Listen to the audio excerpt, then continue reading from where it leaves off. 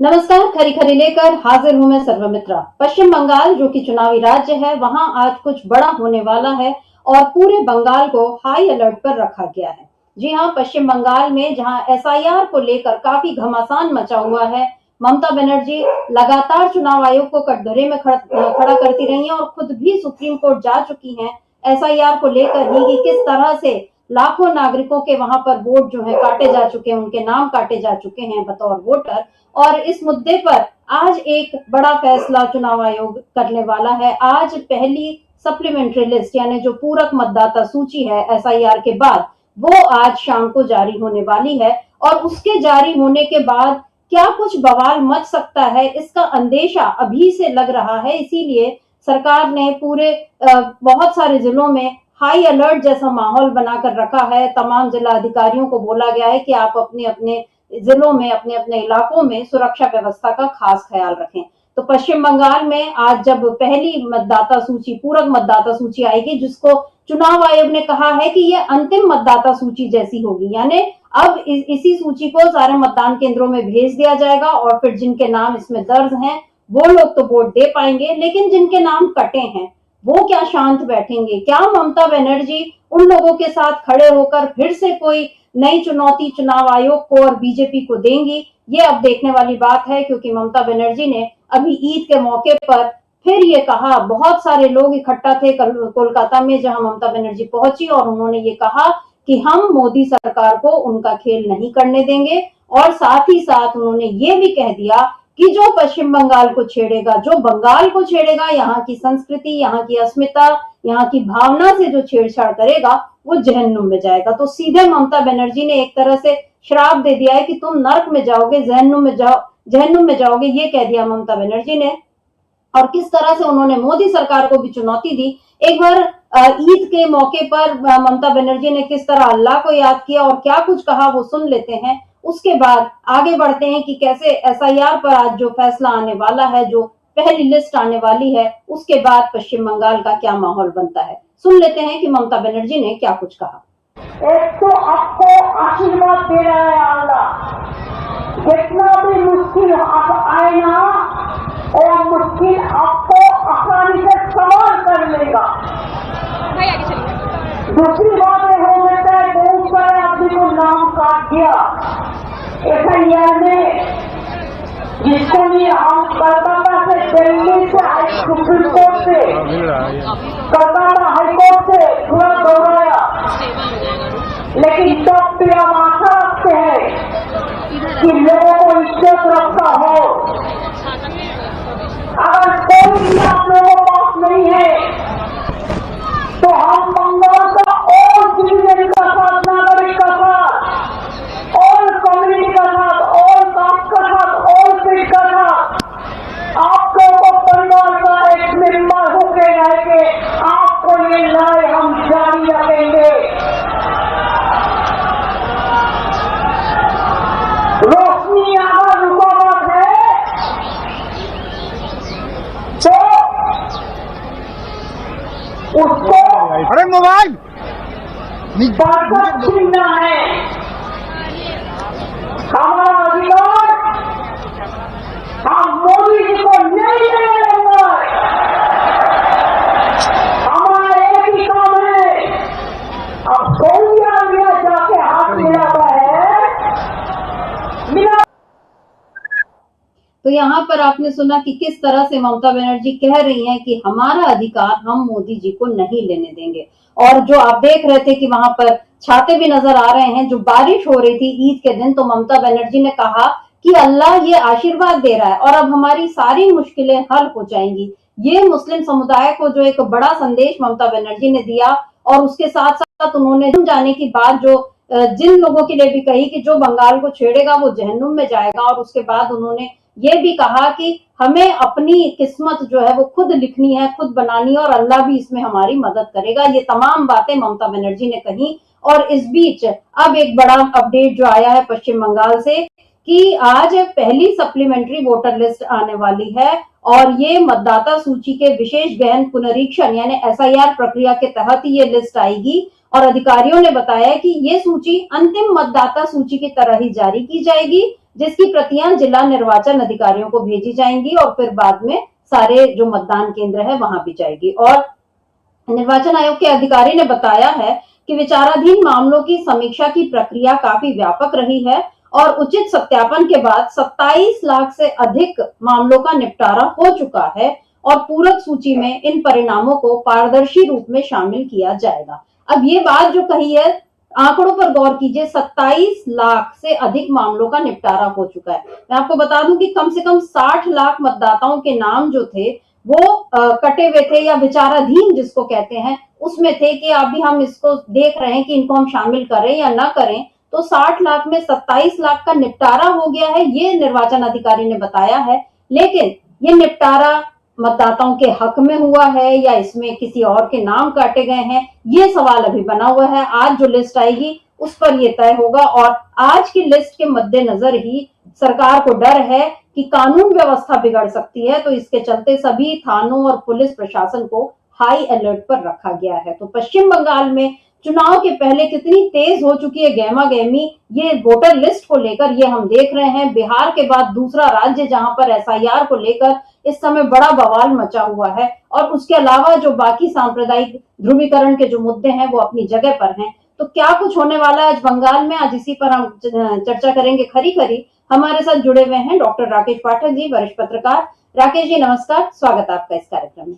Rakesh ji, SIR को लेकर लगातार हम लोग देख रहे हैं कि ममता बनर्जी चुनाव आयोग से दो हाथ कर रही हैं और बीजेपी से भी। बिहार का जो जिक्र मैंने किया, बिहार में तो सीधे सीधे राहुल गांधी और तेजस्वी यादव ने मिलकर वोटर अधिकार यात्रा निकाल ली थी। यहाँ पर ममता बनर्जी अकेले ही, वो एकला चलो रे के उस पर ही चल रही हैं कि मुझे किसी और का नहीं, मैं अपने दम पर ही सब कर लूंगी। और वो आज जो ये लिस्ट आने वाली है इसके बाद क्या कुछ रहेगा, जिस तरह से पूरे जिला प्रशासन को कह दिया गया कि हाई अलर्ट पर रहिए, क्या यहाँ पर चुनाव आयोग, सरकार ये सब जानते हैं कि कहीं कुछ गड़बड़ है जिसकी तरफ अब हमको सावधान हो जाना चाहिए? और जो 60 लाख और 27 लाख की बात मैंने कही, अगर 27 लाख का चलिए आपने नाम शामिल कर भी लिया, फिर भी जो बचे हुए लोग हैं उनका क्या होगा? किस तरह से ये सारे मामले को आप देखते हैं? देखिए, अभी जो आज पूरक सूची आने वाली है, जैसे चुनाव आयोग कह रहा है कि उसे अंतिम सूची जैसा ही मानकर रिलीज किया जा रहा है जी। एक तो बात इसने कही कि 60 लाख में से 27 लाख वे नाम हैं जिन्हें पहले विचाराधीन की श्रेणी में रखा था। जी। फिर दावे आपत्तियां आए, लोगों ने अपनी जानकारियां पुष्ट की, सत्यापित की आयोग के सामने, नाम, पते, ठिकाने सब। तो ये 27 लाख नाम फिर से आ गए। 2 लाख नाम प्रतिदिन चुनाव आयोग अभी देख रहा था इस काम में। इसके बावजूद अभी एक मौका और दिया गया। करीब करीब 21 जिलों में 19 ऐसे अपीलीय न्यायाधिकरण बनाए गए जिनमें इस सूची के बाद भी अगर किसी को कोई दावे आपत्ति रह जाते हैं, किसी को ऐतराज होता है, तो वो अपील कर सकता है। जी। ये जो न्यायाधिकरण बनाए जा रहे हैं ये सुप्रीम कोर्ट के दिशा निर्देश पर बने हैं, जिनमें सेवानिवृत्त न्यायाधीश होंगे, हाई कोर्ट जजेस भी हो सकते हैं सेवानिवृत्त, और जिला स्तर के। तो अभी एक मौका और है, इसको माना जा सकता है कि अगर आपने ठीक कहा कि 60 में से 27 ही तो समायोजित हुए, बाकी का क्या हुआ? क्या सचमुच में वे बाकी सारे नाम पूरी तरह फर्जी थे? क्या ऐसे लोगों के नाम थे जिनका वजूद नहीं है? क्या आप इतनी बड़ी संख्या 60 में से 23 घटा दें तो 37 लाख होती है। 37 लाख नामों में कितने लोग थे जो बंगाल छोड़कर चले गए या मृत्यु को प्राप्त हो गए? आयोग को यह भी बताना चाहिए कि 60 में से 23 बचे तो बाकी के 37 कहां? क्या सचमुच में इतने ज्यादा लोग पिछले 5 सालों में मृत हुए हैं जी। या रोजगार इत्यादि के चलते राज्य छोड़कर कहीं और जाकर बस गए? इन सवालों के जवाब अभी मिलना बाकी। लेकिन ज्यादा गंभीर बात मुझे ये लगती है कि चुनाव की मतदाता सूचियों के जारी होते समय किसी राज्य को हाई अलर्ट पर रखा जाए, इसका अर्थ यह है कहीं ना कहीं कुछ न कुछ गड़बड़। वरना क्या जरूरत है? एक सामान्य प्रशासनिक प्रक्रिया है, हर चुनाव से पहले मतदाता सूचियां जारी होती हैं, इस बार भी जारी होंगी, राज्य निर्वाचन आयोग में लगेंगी, जिला कार्यालयों में निर्वाचन जिला निर्वाचन अधिकारियों के दफ्तरों में चस्पा की जाएगी। देख ले जाके आज इसमें ऐसा क्या होने वाला है जिसको लेकर कानून व्यवस्था की स्थिति बिगड़ सकती है। उसी राज्य को हाई अलर्ट पर रखने का अर्थ यह है कि या तो कोई ऐसा इंटेलिजेंस इनपुट है सरकारी एजेंसियों के पास कि कुछ गड़बड़ हो सकती है, इतने ज्यादा लोगों के नाम कटने से जो लोग परेशान होंगे वे कुछ उपद्रव कर सकते हैं, आदि आदि जो भी आशंका हो। क्योंकि चुनाव की अधिसूचना जारी होने के बाद पूरा पुलिस और प्रशासनिक अमला केंद्रीय निर्वाचन आयोग के अधीन हो जाता है। अब तो कलेक्टर एसपी जो कुछ कर रहे होंगे वहां डीएम और SP SSP police commissioner police महानिदेशक चीफ सेक्रेटरी वो सब तो केंद्रीय चुनाव आयोग की निगरानी में हो रहा है, सब कुछ उनके दिशा निर्देश के अंतर्गत। तो सवाल यह है कि देश को यह मालूम होना चाहिए कि एक सामान्य प्रशासकीय प्रक्रिया के पूरे होते समय इतनी बड़ी कौन सी गंभीर चिंता हो गई है कि हाई अलर्ट पर रखा गया। हाई अलर्ट कोई छोटा शब्द नहीं है। हाई अलर्ट का मतलब है कि कोई बड़ा दंगा हो सकता है, बड़ी अराजकता आ सकती है, कोई प्राकृतिक आपदा आने वाली हो, भूकंप और सुनामी तो आ नहीं रही जिसके लिए आपने हाई अलर्ट पर रखा है राज्य को। तो ऐसा क्या किया है चुनाव आयोग ने मतदाता सूचियों में कि बंगाल के हजारों लाखों लोग उद्वेलित हो सकते हैं, आक्रोशित हो सकते हैं। अब ये तो सूची जब आज शाम को आ जाएगी उसके बाद जनता की प्रतिक्रिया होगी तब देखा जाएगा। लेकिन ये नौबत ही आई है, नौबत आई ही क्यों है, हमारा तो सवाल ये है। केंद्र सरकार और चुनाव आयोग ऐसे कौन से हतकर्म कर रहे हैं कि चुनाव की सूची चस्पा करने और घोषित करते समय राज्य को हाई अलर्ट पर रखना पड़ रहा है। तो मतदान के दिन क्या करेंगे? बिल्कुल जी, बिल्कुल सही बात है। मतदान के दिन और मतगणना के दिन क्या माहौल बनेगा जब अभी एक सूची जारी करने तक में, मतलब जो बेसिक काम है किसी भी चुनाव, लोकतांत्रिक चुनाव का पहला काम कि आप मतदाता सूची बनाते हैं और उसमें लोगों को आप ये बताते हैं कि ये आपका हक है और आप आइए वोट देने। ये जो तमाम कैंपेन चलाती है यहाँ पर चुनाव आयोग, जो चलाते हैं प्रचार देने की, हाँ मतलब हमारा हक है वोट देना। लेकिन अब ये लोग किस तरह का प्रचार करेंगे ये भी देखने वाली बात है, क्योंकि हक तो आप ही ने काट दिया है। यहाँ पर राकेश जी, ओपी रावत है पूर्व सीईसी, जो पूर्व मुख्य चुनाव आयुक्त, तो उनका अभी हाल का एक बयान है, उसको देख लेते हैं। उन्होंने जो कुछ कहा है कि किस तरह से चुनाव आयोग की, उस पर उन्होंने सवाल उठाए हैं बिना नाम लिए। उन्होंने ये कहा है कि जब संवैधानिक संस्थाओं पर सवाल उठते हैं तो उनकी साख प्रभावित होती है। लोकतंत्र में यह माना जाता है कि संस्थाएं हमेशा कमजोर पक्ष यानी विपक्ष की ढाल बनेंगी, लेकिन मौजूदा माहौल ने इस भरोसे को हिलाकर रख दिया है। आगे उन्होंने ये भी कहा कि अकेले सही फैसला लेना पर्याप्त नहीं है, अगर जनता और विपक्ष का भरोसा होता है तो यह आयोग की छवि के लिए घातक है। यहाँ पर क्योंकि वो खुद भी पूर्व मुख्य चुनाव आयुक्त रह चुके हैं तो उन्हें पता है कि आयोग की छवि क्या मायने रखती है, क्योंकि पूरा हमारा लोकतंत्र ही इसी पर टिका है कि आपके चुनाव जो है वो निष्पक्ष हो और उसकी जिम्मेदारी जो है चुनाव आयोग पर है। लेकिन जब जनता सवाल उठाए, केवल विपक्ष का नाम उन्होंने नहीं लिया, उन्होंने कहा कि विपक्ष और जनता का भरोसा जब आप खोते हैं तो आयोग की छवि को धक्का पहुंचता है। ये वाली बात ये जो उन्होंने कही है, इसी में अब मैं ये बात जोड़ना चाहती हूँ जिसका जिक्र आपने किया था राकेश जी, कि अभी जो 19 जो ट्रिब्यूनल, जो जिला स्तरीय अपीली निकाय इन्होंने बनाए हैं, वो भी सुप्रीम कोर्ट के कहने पे 10 मार्च को सुप्रीम कोर्ट ने फैसला दिया था, कहा था कि चुनाव आयोग जो है वो एसआईआर से जुड़े जो विवाद है उनको निपटाने के लिए 16 ये माफ कीजिए 19 वो बनाए। लाइट चली गई है थोड़ी देर के लिए। तो यहाँ पर मैं आप बता दूं दर्शकों को कि कलकत्ता उच्च न्यायालय के पूर्व मुख्य न्यायाधीश न्यायमूर्ति टीएस शिवगणनम, उनको कोलकाता और उत्तर 24 परगना जैसे प्रमुख जिलों में अपीलों की निगरानी के लिए रखा गया है। इसी तरह बाकी सारे सेवानिवृत्त न्यायाधीश यानी जो रिटायर्ड जज हैं, अलग अलग कहीं वो हाई कोर्ट के होंगे और भी होंगे सेशन कोर्ट्स वगैरह के, उन सबको ये जिम्मा सौंपा गया है। और ये जो बात है राकेश जी की, फिर वही मतदाता सूची बेसिक चीज होती है और उसमें भी विवाद हो रहा है और उसके लिए आपको 19 ऐसे ट्रिब्यूनल गठित करने पड़ रहे हैं। इसका मतलब वो भी सुप्रीम कोर्ट के कहने पर। और यहाँ 19 का आंकड़ा भी एक दिलचस्प संयोग बन रहा है कि 19 अधिकारियों का, पुलिस अधिकारी इन सब का तबादला हुआ, 19 आपने ये किया, अब आगे और 19-20 क्या होता है हमें देखना होगा। लेकिन ये जो बात है ट्रिब्यूनल गठित करने की बात, इसका मतलब है कि कहीं कुछ लोचा था, कहीं कुछ खेल हो रहा था, जिसको अब सुप्रीम कोर्ट भी समझ रहा है और इस मामले को संभालना चाह रहा है।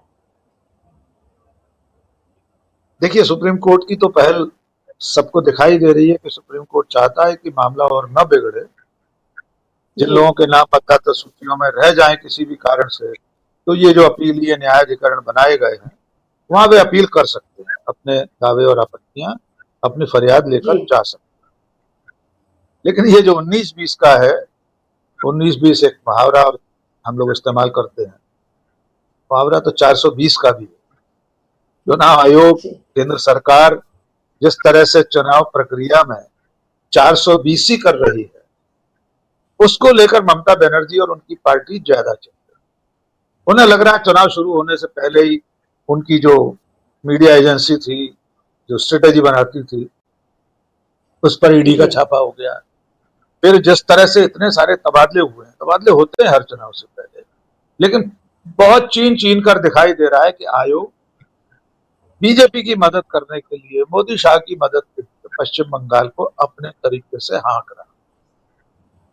लेकिन एक दिक्कत है यहाँ, ममता बनर्जी बाकी नेताओं जैसी नहीं। तेजस्वी यादव, अखिलेश यादव या राहुल गांधी से उनका तौर तरीका बिल्कुल अलग है।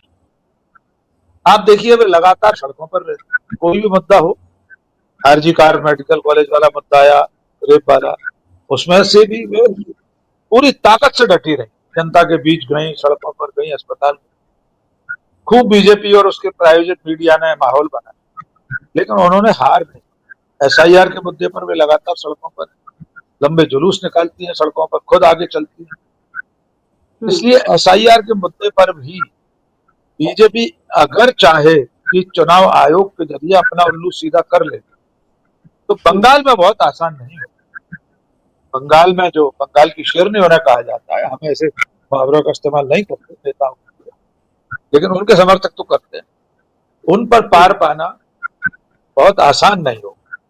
तो जैसे ही आज शाम को एक बार ये मतदाता सूची पुनरीक्षित और आ जाए, पूरक सूची से अंतिम सूची मान लिया जाए, तब देखेंगे इनकी खामियों को लेकर ममता बनर्जी का क्या स्टैंड है। क्या वे अब भी आयोग की भूमिका से असंतुष्ट हैं तो उसके खिलाफ वे क्या कदम उठाएंगे? फिर अदालत में जाएंगे, फिर न्याय आयोग से, चुनाव आयोग से फरियाद करेंगे, या जनता की अदालत? तो मुझे लगता है वे जनता की अदालत के विकल्प को प्राथमिकता दे रही है लगातार। इसलिए उस कोण पर भी अभी हम आएंगे आगे, जिसमें उन्होंने कहा कि अल्लाह हमारी मदद करेगा। हम जानते हैं बहुत बड़ी संख्या में मतदाता पश्चिम बंगाल में मुसलमान हैं, तो अल्पसंख्यकों को साधने के लिए ममता बनर्जी इस तरह के बयान अभी से दे रहे। आगे ये सांप्रदायिक कोण दोनों तरफ से और ज्यादा तीखा होगा और ज्यादा पैना होगा, ऐसी आशंका। जी बिल्कुल। और हुमायूं कबीर जो ममता बनर्जी के साथ थे पहले, टीएमसी के पूर्व विधायक, जिनको निलंबित कर दिया क्योंकि वो मुर्शिदाबाद में बाबरी मस्जिद का उन्होंने नींव रखवा दी, और अब वो कह रहे हैं कि इस बार पश्चिम बंगाल में एक मुस्लिम मुख्यमंत्री बनेगा। तो सांप्रदायिकरण दो तरह के होते हैं, एक जो बीजेपी वाला सीधे हिंदू मुस्लिम करते हैं, और एक ये जो इस तरह के जो प्रकारांतर से यानी परोक्ष रूप से जो आते हैं। और आज ये अब खबर आई है राकेश जी की असदुद्दीन ओवैसी और हुमायूं कबीर, उनकी पार्टी है आम जनता उन्नयन पार्टी, उन्होंने अभी बनाई है, और बहुत सारी सीटों पर 182 सीटों पर उम्मीदवार भी उन्होंने वो कहा है कि मैं खड़ा करूंगा, और खुद 2 या 3 सीटों से लड़ने वाले हैं। ममता बनर्जी को सीधी चुनौती दे रहे हैं। और यहाँ पर ओवैसी का आ जाना, और ये 25 मार्च को वो दोनों एक साथ एक प्रेस कॉन्फ्रेंस करने वाले हैं, और फिर वो बताएंगे कि कितनी सीटों पर कौन लड़ रहा है। यहाँ पर जो ये जो नया गठबंधन बना है, क्योंकि हमने देखा है कि कांग्रेस है या लेफ्ट है, ये पार्टियां बिल्कुल अब वहां पे साफ हो चुकी हैं। तो अल्पसंख्यक वोट जो है वो सीधे सीधे ममता बनर्जी को ही मिलता था। और 2011 की जो जनगणना, अभी तक मोदी जी ने तो जनगणना कराई नहीं, लेकिन जो 2011 की मनमोहन सिंह के समय की हुई जनगणना है, उसमें मुसलमानों की संख्या पश्चिम बंगाल में 27% है, और उसमें भी मुर्शिदाबाद, मालदा, उत्तर दिनाजपुर, यहाँ पर अच्छी खासी आबादी है मुस्लिमों की। और इसी मुर्शिदाबाद में हुमायूं कबीर ने बाबरी मस्जिद की नींव रखी है। अब असदुद्दीन ओवैसी आ गए कि हम आपके साथ चुनाव लड़ेंगे। क्या यहाँ पर ऐसा लग रहा है बिहार जैसा कोई खेल, क्योंकि बिहार में आप जानते हैं कि किस तरह से लालू यादव को हमेशा वोट मिलते रहे अल्पसंख्यकों के, लेकिन फिर ओवैसी आए तो उनकी सीटें किस तरह से उन्होंने कम की और बीजेपी को फायदा हुआ इसका। अब क्या पश्चिम बंगाल में यही चीज चल रही है कि एक बी टीम बीजेपी अपनी खड़ी कर रही है मुस्लिम नेताओं की शक्ल में, जिनका अब मेरा ख्याल है उनको आबादी के भले से कुछ लेना देना नहीं, लेकिन वो केवल धार्मिक भावनाओं को भड़काकर इस तरह से वोट बांटने के चक्कर में है। क्या कहेंगे? देखिए, निश्चित तौर पर ये जो ओवैसी जैसे नेता हैं, उनकी पार्टी है, आप जो हुमायूं कबीर की पार्टी और भी कई ऐसे छोटे दल हैं जो प्रकारांतर से भारतीय जनता पार्टी के लिए ही मददगार साबित है। क्योंकि जब वोटों का ध्रुवीकरण होता है तो बीजेपी विरोधी जो वोट है, जो प्राय अल्पसंख्यकों वाला मान लेते हैं, होता ही है, वो आमतौर पर कांग्रेस या बिहार में लालू यादव की पार्टी या समाजवादी पार्टी उत्तर प्रदेश में, इस तरह की पार्टियों को वोट देता है। लेकिन जब उसी में से और बंटवारा हो जाए, ओवैसी और हुमायूं कबीर जैसे लोग थोड़ा सा अपने दोने में वोट डलवा लें, तो जो असल बड़ी पार्टियां जो बीजेपी के खिलाफ सबसे ज्यादा मुखर हैं, जो सीधे उसके मुकाबले में, ये घाटा तो उन पार्टियों को होता है। कांग्रेस को यहां होगा, पश्चिम बंगाल में कांग्रेस भले उस तरह से लड़ाई में नहीं है, लेकिन ममता बनर्जी और वामपंथी पार्टियां, इनको तो नुकसान बहुत ज्यादा होने वाला है। भले वामपंथी पार्टियां इस वक्त वहां पर बिल्कुल मृत प्राय जैसी स्थिति में है, लेकिन फिर भी ओवैसी और हुमायूं कबीर जैसे लोग अगर अल्पसंख्यकों के वोटों में से एक बड़ा हिस्सा अपनी तरफ ले जाते हैं, तो तृणमूल कांग्रेस या वामपंथी पार्टियां, इन्हें नुकसान हो सकता है और भारी नुकसान होगा। तभी हम और आप ये नहीं कह सकते कि किसी छोटी पार्टी को चुनाव लड़ने का अधिकार नहीं है या उसे अपने एजेंडे पर बात करने का अधिकार नहीं। सबको है।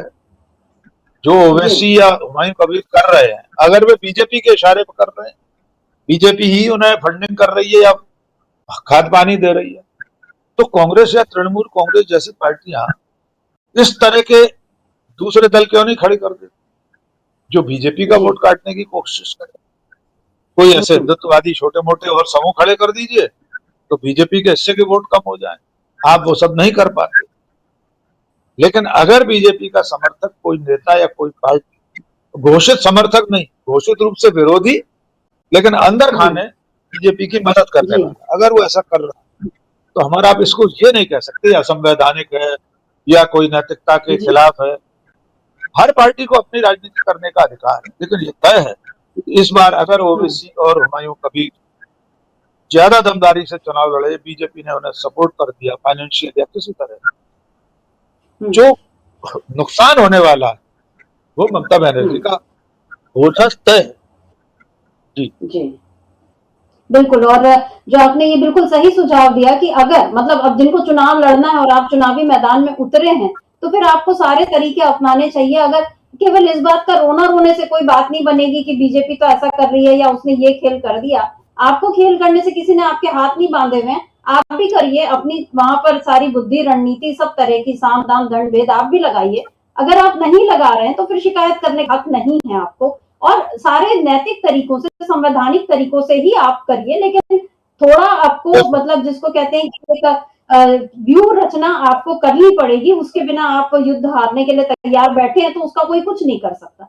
यहाँ पर राकेश जी उत्तर प्रदेश का उदाहरण भी लिया जा सकता है, जहां मंदिर बनवाने के बावजूद अयोध्या मतलब वहां उस सीट से समाजवादी पार्टी को जीत मिली। तो इसका मतलब ये था कि लोगों तक आपकी जो पहुंच होती है तो उसमें आप फिर आप जीतने की वो उम्मीद रख सकते हैं। लेकिन अगर आप पूरी तरह कटे रहेंगे और केवल चुनाव के वक्त जाएंगे तो उस समय कुछ नहीं हो सकता। और यहाँ पर अब देखना होगा कि जो बाबरी मस्जिद का मुद्दा यूपी से अब बंगाल में शिफ्ट किया गया है, और अब वो चाहे जिन कारणों से शिफ्ट किया गया है, उसमें ममता की राजनीति पर क्या असर पड़ता है। हालांकि जो आज हमने सबसे शुरू में उनकी जो वो बाइट सुनाई, हालांकि बहुत उसका साउंड डिस्टर्ब था, लेकिन फिर भी जिसमें ममता बनर्जी ने कहा कि अल्लाह का आशीर्वाद है, फिर वो ये कह रही हैं कि जिसको जो तंग करेगा हमको वो जहन्नुम में जाएगा, ये सारी बातें उन्होंने कही। और ईद के दिन जो उन्होंने माहौल बनाया वो दिख रहा है कि अल्पसंख्यक अभी भी उनके साथ खड़े हुए हैं। अब यहाँ पर राकेश जी फिर से हम चुनाव आयोग पर ही आएंगे, और शत्रुघ्न सिन्हा का एक मामला सामने आया है। वो प्रचार करने पहुंचे थे जामुड़िया विधानसभा क्षेत्र में और उनकी गाड़ी में नीली बत्ती लगी हुई थी। तो टीएमसी उम्मीदवार हरेराम सिंह, उनके समर्थन में वो गए थे प्रचार करने। तो अब बीजेपी ये कह रही है, वहां के उम्मीदवार हैं बीजेपी के डॉक्टर बिजन मुखर्जी, उन्होंने कहा है कि ये नीली बत्ती लगाना आचार संहिता का उल्लंघन है। सत्ता के अहंकार में तृणमूल कांग्रेस आचार संहिता की धज्जियां उड़ा रही है और हम इसकी शिकायत चुनाव आयोग से करेंगे।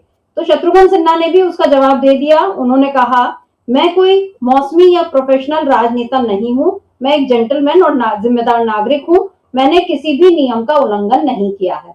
बिहारी बाबू उनके अपने वो वाकपटुता के लिए जाने जाते हैं। उन्होंने कह दिया कि मैं मौसमी या प्रोफेशनल राजनेता नहीं हूं और एक जेंटलमैन हूं, जिम्मेदार नागरिक हूं, ये सब उन्होंने बता दिया और किसी नियम का उल्लंघन नहीं किया। उन्होंने कहा जो नीली बत्ती लगी थी वो तो चल भी नहीं रही थी, पुरानी थी। लेकिन यहाँ जिस तरह से, अब मैं असली मुद्दे पर आती हूँ कि चुनाव आचार संहिता की धज्जी उड़ाना, शिकायत करना, ये सारे खेल जो शुरू हो चुके हैं और हम देख रहे हैं कि मोदी जी जिस तरह से बार बार न केवल पश्चिम बंगाल, वो केरल, तमिलनाडु, हर जगह जा रहे हैं। और इस बार चुनाव आयोग ने ये कहा है कि जैसा होता है कि आचार संहिता लगी है तो आप कोई काम नहीं कर सकते, सरकार कोई घोषणा नहीं कर सकती। और उसने कहा है कि केंद्र सरकार पर भी ये बात लागू होती है। लेकिन क्या मोदी जी पर ये बात लागू होती है? क्या बीजेपी के लोग या जनता नहीं देखेगी कि यही आचार संहिता लगी हुई है और मोदी जी अभी आकर या अमित शाह आकर किस तरह से बातें करेंगे या किस तरह से योजनाओं का और उद्घाटन और सारे शिलान्यास होंगे? क्या कहेंगे राकेश जी? देखिए, चुनावी राज्यों में शिलान्यास और उद्घाटन तो नहीं हो पाएंगे, लेकिन बाकी नरेंद्र मोदी जी हर तरह की चुनाव आचार संहिता, कायदे कानून, संवैधानिक प्रक्रियाओं, नैतिकताओं सबसे परे है।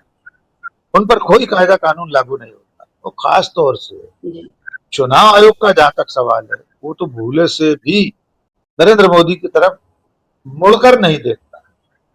वो नहीं देखता कि वे मतदान केंद्र के 100 मीटर की परिधि में हाथ में चुनाव चिन्ह लेकर रोड शो करते हुए चले आ रहे हैं। चुनाव आयोग नहीं देखता कि एक जिले में मतदान चल रहा है और बिल्कुल ऐन उसके बगल में लगी हुई सीमा है, वहां पर हाईवे पर रोड शो हो रहा है। तो प्रधानमंत्री के भाषणों में मीट, मछली, मंगलसूत्र, मुजरा, माटी, मानुष, पता नहीं क्या क्या आता है, उस पर भी आयोग है। लेकिन एक बंद नीली बत्ती जो वर्तमान सांसद की गाड़ी पर लगी है, उसको लेकर आयोग इतना बिलबिलाया हुआ है। हमारा मानना है अगर बत्ती लगी है तो उसे भी वहां नहीं होनी चाहिए। सांसद के लिए किसी बत्ती का कोई प्रावधान नहीं। हो सकता है किसी प्रशासनिक अधिकारी या पुलिस अधिकारी ने, संबंधित थाने वाले ने कोई ऐसी गाड़ी मुहैया करा दी सांसद के नाते, वो भी गलत है। लेकिन चुनाव आयोग क्या कभी इस चुनाव में, अभी हम देखेंगे, नफरती भाषणों पर रोक लगाएगा, किसी के भी हो। हम तो कह रहे हैं शुरुआत कीजिए ममता बनर्जी के भाषणों से। अगर उनके भाषणों में कोई सांप्रदायिक नफरत है, उस पर भी पाबंदी लगाइए, उन्हें प्रचार प्रसार से रोक दीजिए 24 घंटे, 2 घंटे, जितने समय और दिन के लिए।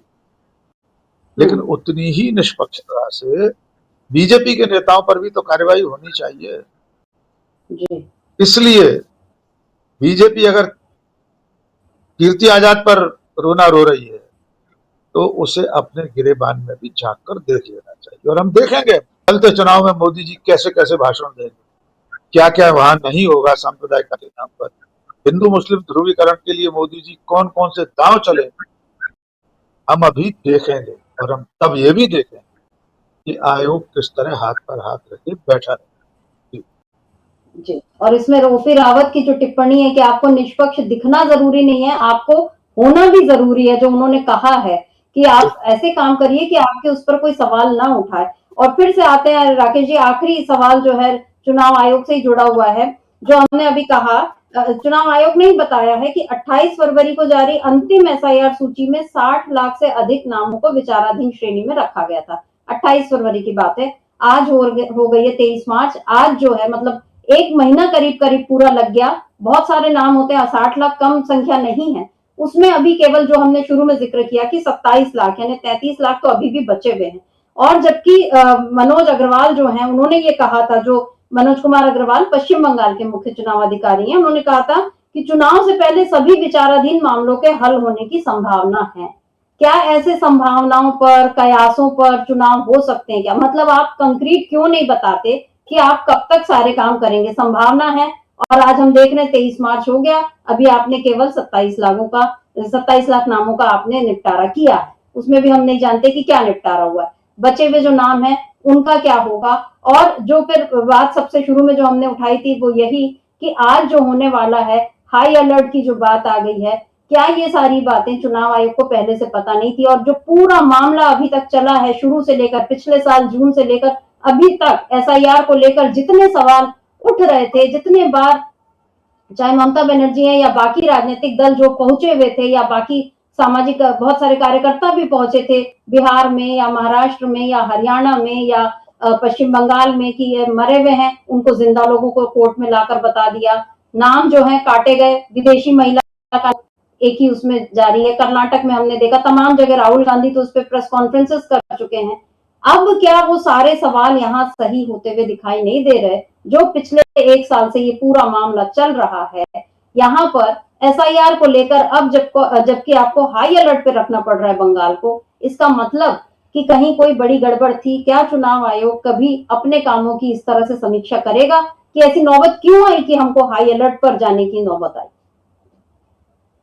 देखिए, कायदे से तो होना ये चाहिए था कि चुनाव की अधिसूचना जारी होने, मतगणना की तारीखों के ऐलान से पहले या उसके साथ ही अंतिम मतदाता सूची प्रकाशित हो जाना चाहिए। अब तो मतदान के दिन करीब आ रहे हैं, चुनाव प्रचार चल रहा है, मतदाता को यही नहीं मालूम वो वोट डाल पाएगा कि नहीं डाल पाएगा। और हो सकता है इनमें से कोई व्यक्ति ऐसा भी हो जो खुद चुनाव लड़ने का अभ्यर्थी हो, इच्छुक हो, और उसका नाम ही अगर संदिग्ध सूची में है, विचाराधीन सूची में है, तो ये उसके हकों पर डाका नहीं है। जी। उसके बाद अब आपने अपीली न्यायाधिकरण बना दिए, उनमें अपीलें चलती रहेंगी। आखिर कब तक? मतदान के कितने दिन पहले तक आप अंतिम मतदाता सूची का प्रकाशन करें? और उस पर भी सूची प्रकाशित करने के दिन हाई अलर्ट पर रखना पड़े।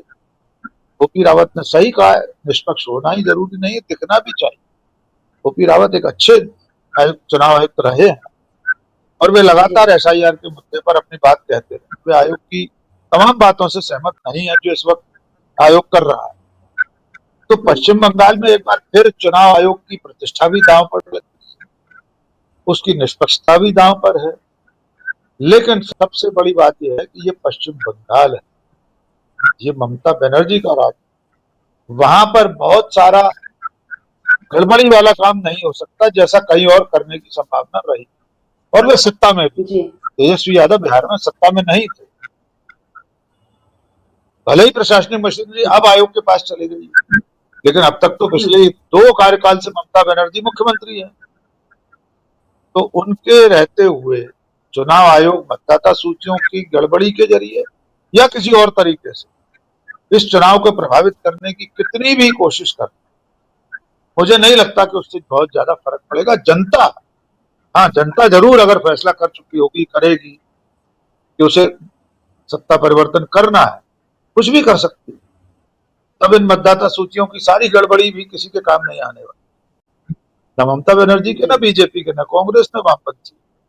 तो अभी आज सूची आ जाने दीजिए, देखते हैं कि उसके बाद क्या सामने आता है। जी बिल्कुल, और अब आज शाम का इंतजार रहेगा। हाई अलर्ट पे बंगाल है और देखते हैं कि जो ये अंतिम मतदाता सूची की तरह जिसको बताया जा रहा है, रिवाइज जो ये जो सूची आने वाली है, इसमें कितने नामों पर क्या सहमति बनती है और कितना बवाल उठता है और क्या पूरा माहौल बनता है, और इन सब के बीच कैसे चुनाव आयोग जो है अपनी साख, जिसका वो दावा करता है कि हम निष्पक्ष हैं, हम कोई ऐसी गड़बड़ नहीं कर रहे और हम पूरी जिम्मेदारी से अपने काम को निभा रहे हैं, जनता उस पर कितना यकीन करती है। क्योंकि इन्हीं ज्ञानेश कुमार के लिए गो बैक ज्ञानेश कुमार के नारे भी लगाए गए थे। तो ये माहौल फिर से नहीं बनना चाहिए, ये अब ज्ञानेश कुमार को खुद देखना होगा। तो देखते हैं आज क्या शाम को होता है, और फिर कल किसी नए मुद्दे पर या बंगाल के ही किसी नए मुद्दे पर हम चर्चा करेंगे। राकेश जी, आज के लिए इजाजत दीजिए, नमस्कार। और शुक्रिया आपका, और शुक्रिया आप तमाम दर्शकों का जो आप हमारे साथ जुड़े और आपने आज की चर्चा को ध्यान से सुना। आगे भी हम बने रहिए डीबी लाइव के साथ, और क्योंकि हम देश दुनिया की बहुत सारी खबरें लेकर आपके बीच हाजिर होते रहेंगे।